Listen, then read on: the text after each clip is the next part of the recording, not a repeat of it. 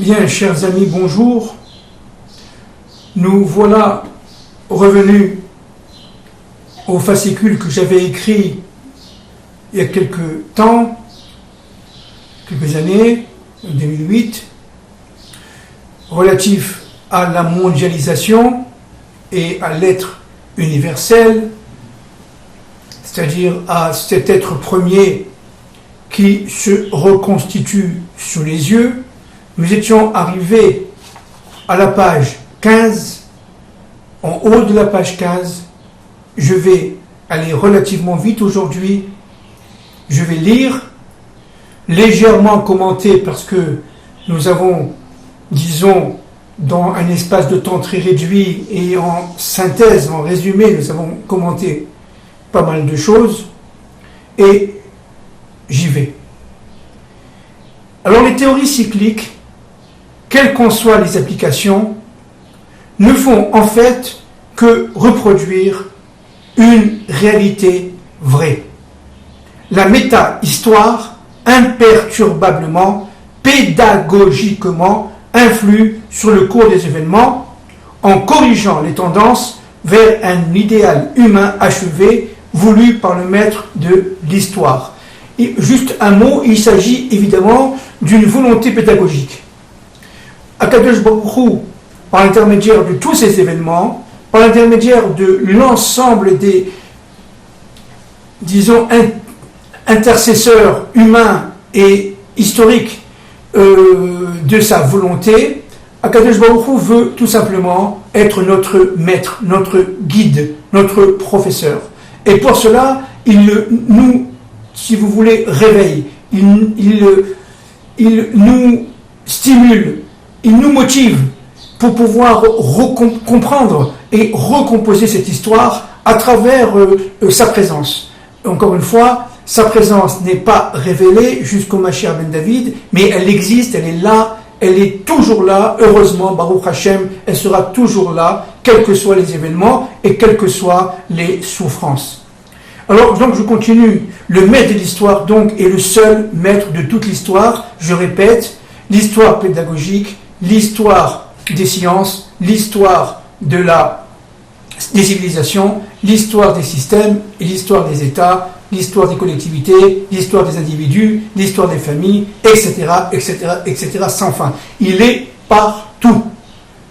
Il est partout, Baruch Hu, Baruch Shemo, heureusement.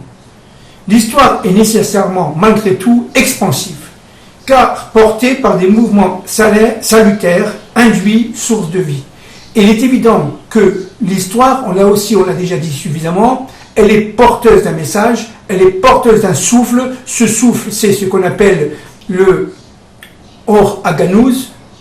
Une autre expression, c'est ce qu'on appelle le Or Aelion, le cave Aelion. Ce cave Aelion, c'est-à-dire ce trait spirituel infini qui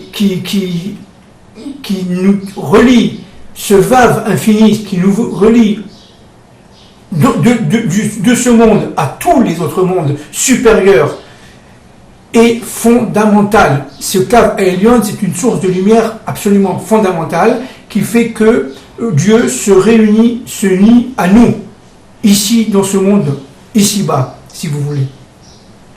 Alors, maintenant, comment il se réunit? On l'a déjà dit aussi plusieurs fois, par des forces qui sont perçues par nous comme étant des forces contraires.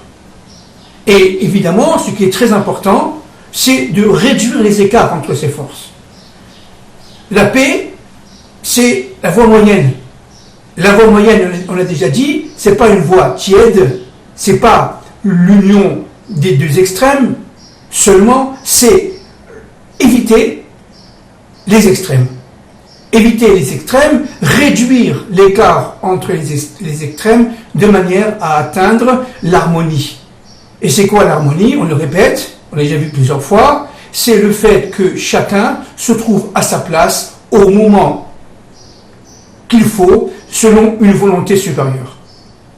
Et évidemment, en toute connaissance de cause, au temps du Mashiach ben David, il agira, il assumera sa fonction, individuelle comme collective. Il s'agit des groupes Il s'agit de toutes les collectivités humaines, les races et évidemment les nations, les États et les systèmes. Tout sera réunifié. Alors, ce sont des forces motrices, avais-je dit. C'est-à-dire que ce sont des forces qui vont porter une dynamique. C'est la dynamique du progrès, c'est la dynamique de l'histoire, c'est la dynamique portée par les sciences sociales. Et cette dynamique du progrès, cette dynamique portée par ce qu'on appelle l'apaisement, par la paix sociale, est une dynamique qui est recherchée par tous les peuples, dans toute l'histoire. Et malheureusement, jusqu'à aujourd'hui, pratiquement jamais atteinte.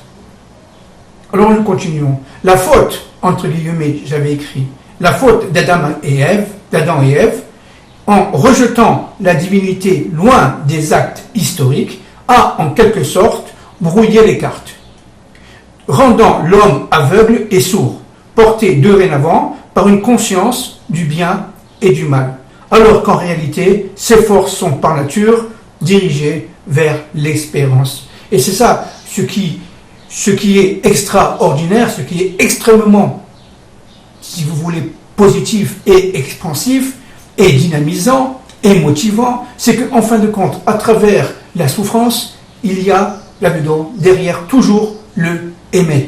C'est-à-dire qu'il y a, malgré tout, toujours, mais caché, une volonté supérieure dominée par le bien.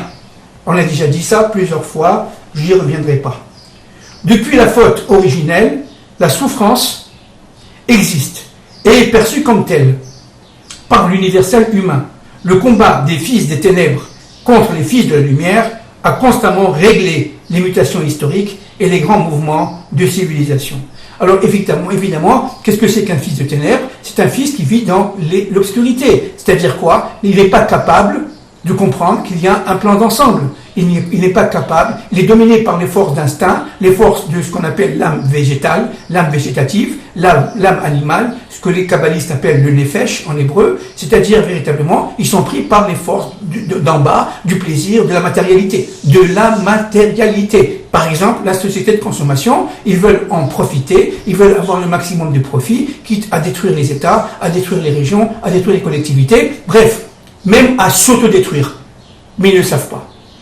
Ils sont pris par cette dynamique intérieure d'envie, de désir, de plaisir, qui fait qu'il n'y a plus de limite à ses propres forces. Et ça s'appelle, par définition, les forces amaléciques, les forces d'Amalek, les forces amalécites, les forces d'Amalek, qui seront évidemment partout à la fin des temps de l'histoire.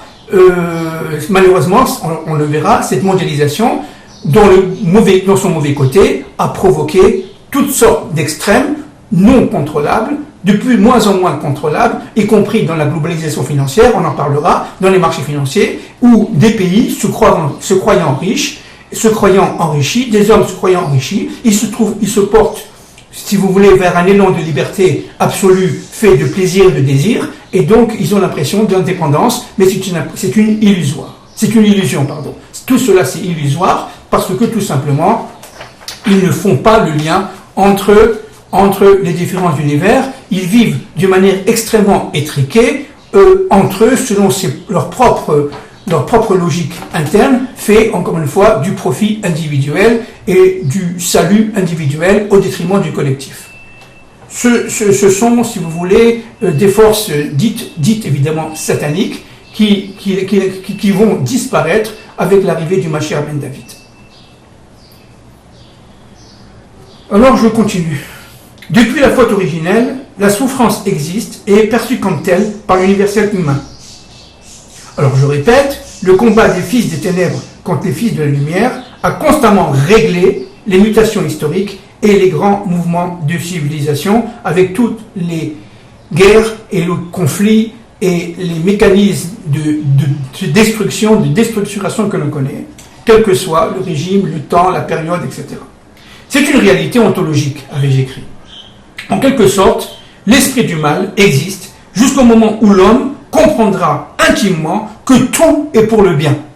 C'est-à-dire que tout est créateur de sens. Alors, juste, là aussi, j'avais beaucoup parlé. Évidemment, le mal existe dans notre monde, évidemment, mais ce mal qui existe dans notre monde est un bien qui est voilé. C'est-à-dire qu'en fin de compte, derrière le mal, il y a une volonté suprême, positive, qui définit le bien qui est inclus dans le mal. C'est quoi le mal? C'est la non-capacité de voir du bien. Et ça, c'est pas moi évidemment qui le dis, ce sont les kabbalistes. Et notamment le Harizal. Et Rabbi Shimon Bar Yochai, Zichronam Libracha. C'est-à-dire que le mal est mal tant qu'on y croit. Tant que nous-mêmes nous sommes dans l'obscurité. Le mal est lié directement à l'obscurité, à la non-capacité de voir et de comprendre, d'unir les sens et de nous connecter à l'absolu. C'est ce manque de connexion à l'absolu qui fait que le mal existe. Et c'est ça le problème d'Adam Arishon. À partir du moment où Chava, sa femme, Ève, a voulu copuler avec le serpent, c'est-à-dire, en d'autres termes, vivre sa vie, vivre le plaisir, vivre intimement ses propres choix, sa liberté absolue d'être humain et de femme, eh bien, elle a entraîné la création d'un monde voilé, c'est-à-dire d'un monde obscurci, qui fait que malheureusement, elle va se complaire dans ce monde, elle va tirer son mari, ça veut dire l'être entier, le zivoug, c'est-à-dire le couple, c'est-à-dire l'humanité, tout ce qui est homme et tout ce qui est femme, va être inclus dans cette dynamique de l'histoire, qui est une dynamique fondée sur le bien, absolument, mais sur un bien qui est voilé. Alors, je continue,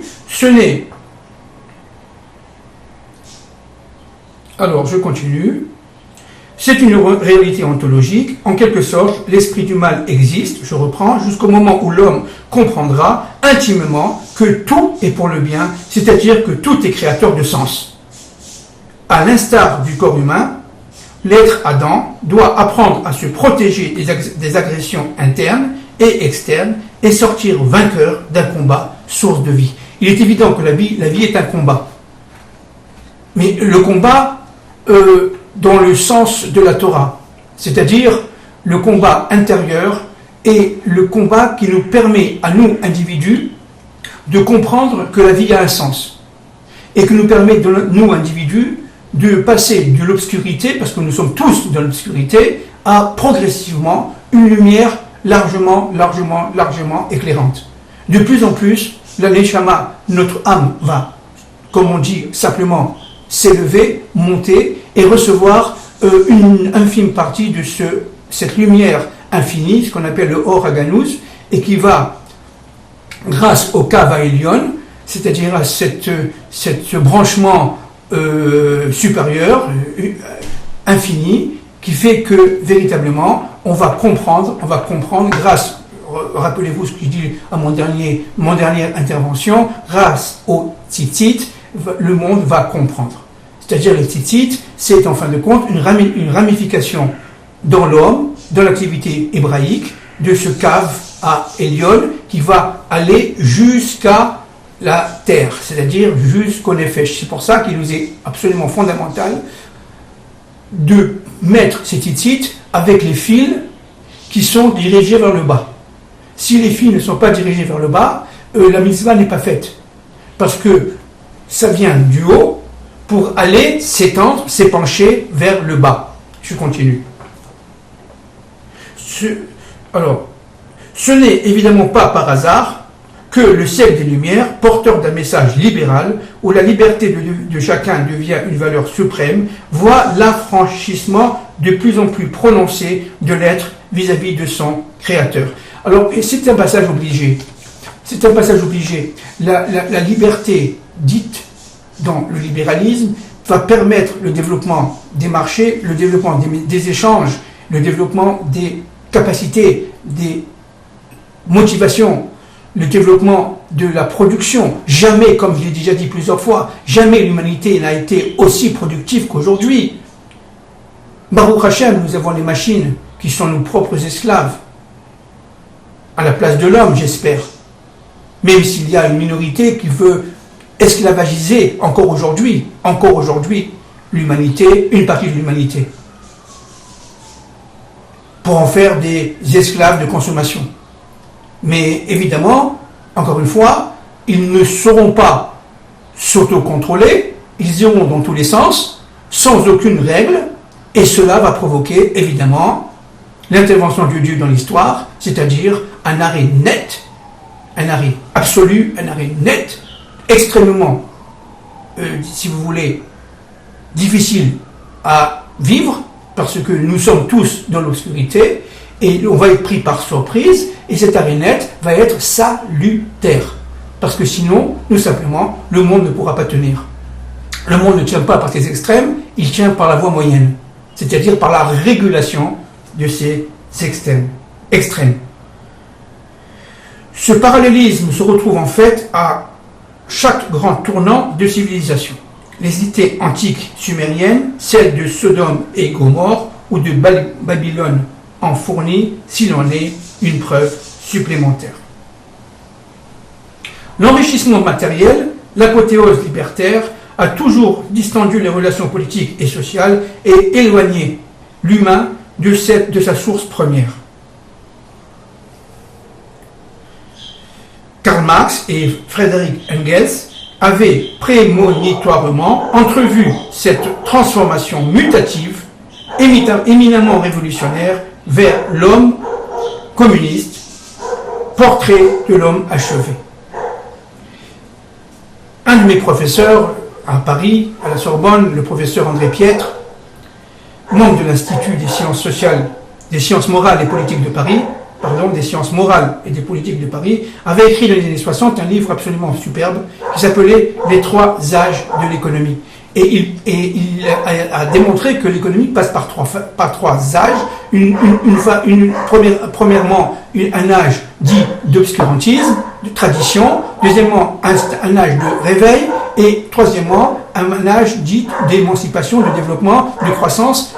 Tout cela, il a révélé que cela était éminemment voulu par la création, par le créateur, et que cela se démultipliait, quelles que soient les civilisations, les périodes de l'histoire.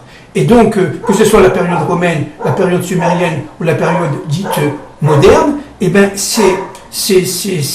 l'économie passe par trois phases. Une phase, je répète, d'obscurité, une phase de réveil et une phase dite de développement. Et cela était porté par une dynamique de lumière. Alors, je continue. L'enrichissement matériel, l'apothéose libertaire, a toujours distendu les relations politiques et sociales et éloigné l'humain de sa source première. Alors nous sommes arrivés à la page 16. Il se sentait de plus en plus libre. L'intensité des tensions est d'autant plus forte qu'elle découle d'une réalité inégalitaire de plus en plus permissive. C'est un point aussi dont j'avais parlé, mais là je reviens en quelques secondes. Le problème de, si vous voulez, l'harmonie, c'est la justice. L'injustice, c'est la justice qui n'est pas respectée. C'est la justice qui est entravée. Le réveil, le problème de l'harmonie est lié directement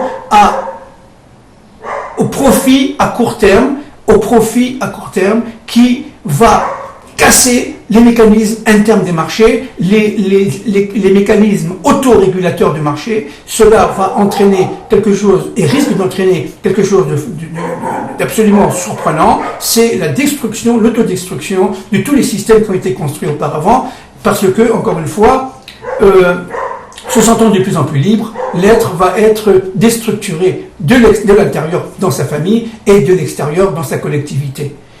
L'intensité, donc je répète, des tensions est d'autant plus forte qu'elle découle d'une réalité inégalitaire, de plus en plus permissive. C'est ce qui se passe, regardez, dans le monde en Europe, regardez ce qui se passe avec les mouvements migratoires, regardez ce qui se passe à Paris, en France, aujourd'hui, avec les grèves sociales. Nous sommes en France, malheureusement, dans une situation de déstabilisation avancée de la société française, particulièrement par un éclatement, un développement absolument incontrôlé des inégalités, malgré tous les efforts de l'État, malgré tous les efforts des collectivités, des associations, etc. Les inégalités sont perçues par la plupart des individus en France et ailleurs comme étant de moins en moins supportables, comme de plus en plus insupportables. Et c'est vrai parce que la France est un pays riche, l'Europe est un continent riche, très riche, mais qui est évidemment manipulé, déstructuré de l'intérieur par des intérêts qui sont des intérêts privés et collectifs, portés par l'appât du gain et portés par ce sentiment profitable à court terme. Alors, on continue. Les tensions sociales, donc je répète, contemporaines, découlent dans une large mesure d'une redistribution sociale largement inégalitaire, source de frustration génératrice, de mutation, voire même de révolution. Il y a des économistes, il y a des sociologues en Europe et en France qui disent que certains pays européens, comme la France, sont à la veille d'une sorte de révolution sociale pouvant mener à une guerre civile. Pourquoi? Encore une fois, parce que les structures sociales d'un pays comme la France sont quelque part à l'intérieur gangrénées par une mentalité qui n'est plus adaptée à la mentalité de ce temps. Et en plus de cela, vous avez des superstructures qui s'enrichissent sans contrôle, que ce soit les milieux bancaires, que les firmes multinationales, etc., qui fait que les milieux financiers, qui fait que, en fin de compte, ce sentiment d'injustice est perçu par chaque individu en France, y compris évidemment ici en Israël et dans le monde dit développé d'une manière globale, y compris en Amérique. Actuellement, comme je l'ai déjà dit plusieurs fois, les classes moyennes souffrent terriblement. Parce que ce sont elles qui travaillent le plus, ce sont elles qui apportent le plus au fruit de la croissance, qui participent au fruit de la croissance, à l'expansion, à la croissance, au développement, et qui reçoivent le moins par rapport à leur apport. Ce sentiment d'injustice sociale est évidemment extrêmement dangereux dans si vous voulez, ces fonctions internes et externes de déséquilibre économique, social, et surtout démographique avec les mouvements migratoires que l'on connaît aujourd'hui dans le monde, et pas seulement en Europe. Les combats syndicaux du dernier siècle ont conduit à la conscience du social et à l'amélioration des relations humaines dans l'entreprise. En France, par exemple, les mouvements sociaux de la fin des années 60 ont contraint les autorités politiques et économiques d'alors à l'édification d'un contrat social, c'est vrai dans les années 70, dans lequel les revendications sectorielles ont de proche en proche abouti à un véritable progrès en matière de relations humaines, et notamment dans l'entreprise, impensable jusqu'alors. En 1982, un véritable statut de citoyenneté a été octroyé aux salariés français. Il s'agissait des lois Auroux, j'en ai déjà parlé plusieurs fois, et malheureusement aujourd'hui, qu'en est-il des lois Auroux, vu ce qu'on appelle là-bas et ici en Israël la crise, il est extrêmement compliqué de redonner, si vous voulez, aux citoyens salariés dans l'entreprise tous les droits qui étaient prévus par la loi, puisque de toute façon cela disent les patrons, va alourdir les charges des entreprises et va les rendre de moins en moins concurrentielles et de moins en moins compétitives par rapport aux marchés mondiaux, notamment les marchés asiatiques. Alors, une des données les plus incontestables est l'amélioration du rythme d'évolution des civilisations. La technicité, l'étendue des innovations, la concomitance des révolutions industrielles aboutit depuis quelques décennies à l'interpénétration d'une troisième, quatrième, voire cinquième révolution industrielle, alors qu'il aura fallu plus d'un siècle pour accomplir la première. Ça, c'est très intéressant. Les temps s'entrechoquent. On l'a déjà dit, nous vivons une accélération imperturbable, fondamentale de l'histoire. Les rythmes s'accélèrent, avec toutes les conséquences que cela a, avec tous les risques que cela a.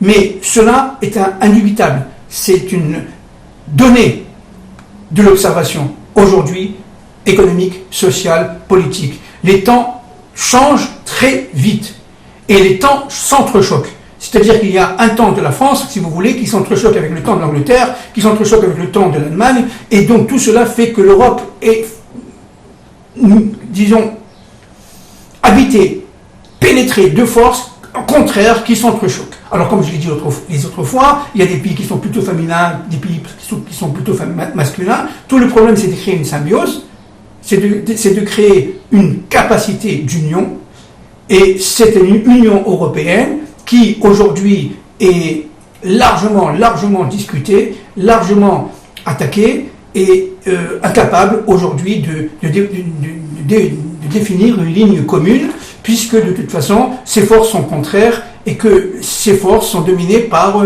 le profit à court terme, le libéralisme ultralibéral, ou bien un socialisme extrêmement présent et porteur de bureaucratie. Tout le problème, c'est que ce soit le capitalisme ultralibéral ou le socialisme bureaucratique, de trouver des systèmes d'autocontrôle qui font qu'on doit réduire les écarts. Et c'est ça le problème.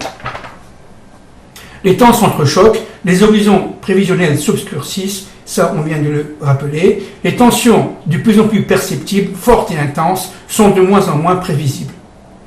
Le devenir humain échappe à l'homme dit libéré. C'est ça le problème. Plus on se croit libéré, et moins on est libéré.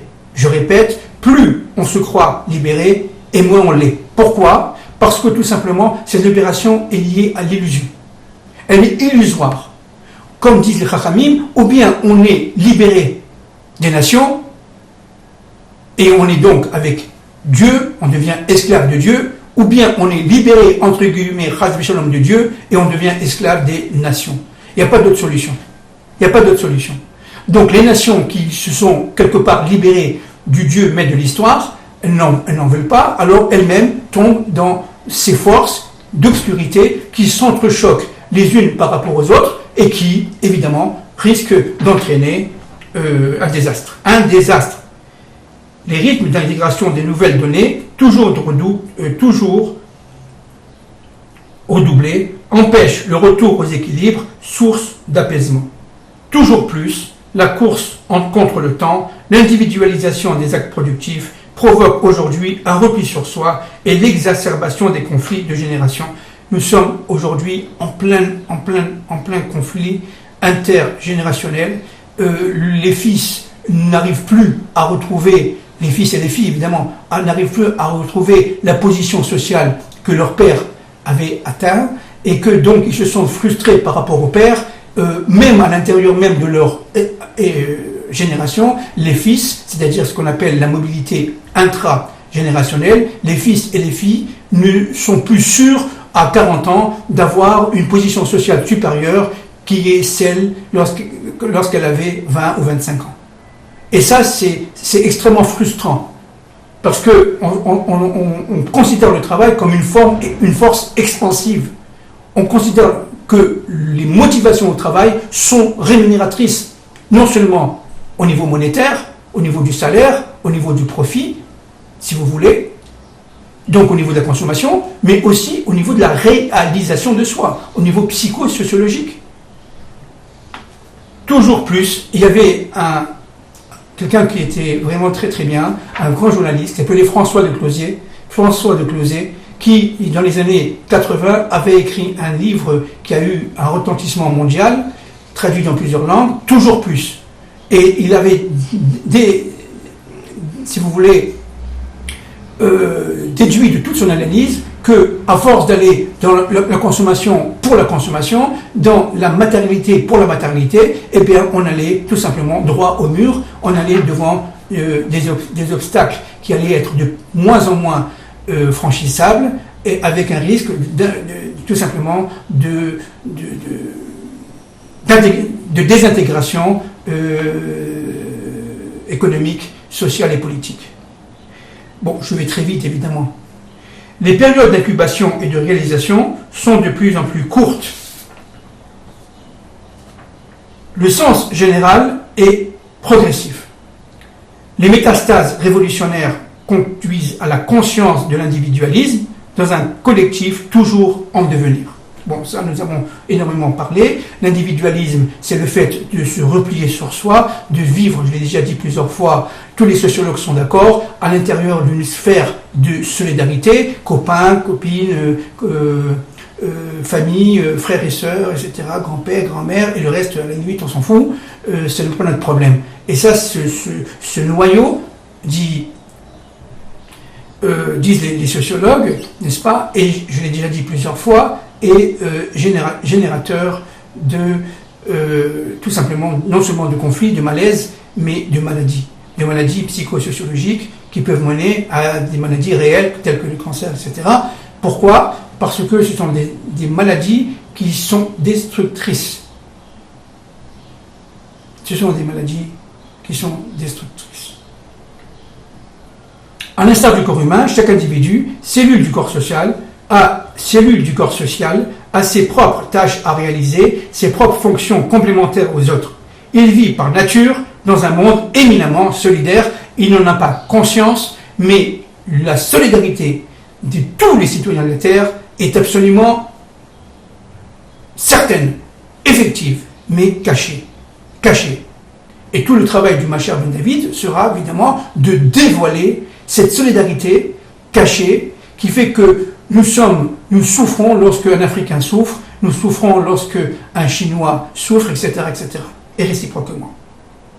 La pédagogie de l'histoire le contraint progressivement à la conscience d'un réel absolu où l'ensemble des actes, si petits soient-ils, prend son sens une fois intégré à un ensemble cohérent. Tout est créateur de sens, y compris notre rencontre avec un copain ou une copine chez le boulanger tout à l'heure. Tout est créateur de sens. Et entre parenthèses, cela a déjà été voulu à Bereshit, en potentialité. Tout a été voulu et tout simplement organisé à Bereshit. C'est un immense programme d'ordinateur, si vous voulez, qui depuis Bereshit jusqu'à la fin des temps de l'histoire se déroule envers et contre tout. Et c'est ce que j'appelle moi, ce qu'on appelle la méta-histoire. Une cellule, alors je répète, la pédagogie de l'histoire le contraint progressivement à la conscience d'un réel absolu, où l'ensemble des actes, si petits soient-ils, prend son sens une fois intégré à un ensemble cohérent. Une cellule malade, c'est-à-dire incapable d'accomplir sa fonction au moment précis, peut entraîner de proche en proche une maladie de l'organe tout entier, puis la désorganisation, voire l'arrêt de la fonction vitale. Chacun est complémentaire à l'autre. Nous vivons dans un espace, je le répète, de solidarité absolue, mais non révélée. Le sens de ces forces sous-jacentes est donc de donner à chacun la conscience de l'importance de chaque acte, par nature non substituable. Chacun est fondamental. Chacun est fondamental. Il n'y a pas d'objet humain, il n'y a pas d'esclave humain. Le petit acte le plus futile, qui nous paraît le plus secondaire, au Maroc, en Égypte, en Amérique ou ailleurs, au Canada ou ailleurs, est fondamental. Chaque être humain est, si vous voulez, dirigé par une volonté supérieure, mais encore une fois, il ne le sait pas. Il n'y a pas, en fait, en ce monde, d'être inutile, voyez, car le sentiment d'inutilité, source de dépression, est consécutif à l'obscurantisme. Voilà, je vous souhaite une très bonne journée, que Dieu vous protège. J'ai voulu absolument avancer. Nous sommes arrivés à la page 17, au milieu de la page 17, nous continuerons une prochaine fois.